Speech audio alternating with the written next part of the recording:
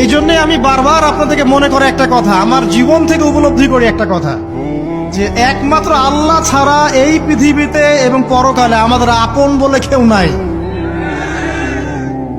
বাকি সবাই সবার স্বার্থের জন্য আছে। মানুষ মানুষের অবস্থানকেই মূল্যায়ন করে, মানুষ মানুষের অবস্থানকেই মূল্যায়ন করে। আল্লাহ রাব্বুল আলামিন আপনার ভিতরটাকে ভালোবাসেন। দেখেন, আপনি যখন নামাজ পড়েন নাই, আল্লাহ পাক কিন্তু আপনাকে ধ্বংস করে দেন নাই। আল্লাহ পরম করুণাময় আপনাকে হেদায়েত দিয়ে নামাজি বানিয়ে দিয়েছেন। জীবনে অনেক পাপ করেছেন, ইনস্ট্যান্ট আল্লাহ পাক শাস্তি দিতে পারতেন, আল্লাহ পাক দেন নাই। আল্লাহ আপনাকে ভালোবাসেন, আল্লাহ আমাকে ভালোবাসেন। আল্লাহ পাকের এই ভালোবাসার ঋণটা শোধ করার জন্য হলেও নামাজি হয়ে যান, আল্লাহর পথে ফিরে আসেন, দিনের জন্য কিছু করেন, দিনের ফিকির করেন, পড়াশোনা করেন। প্রিয় ভাইরা, আল্লাহ পাক তৌফিক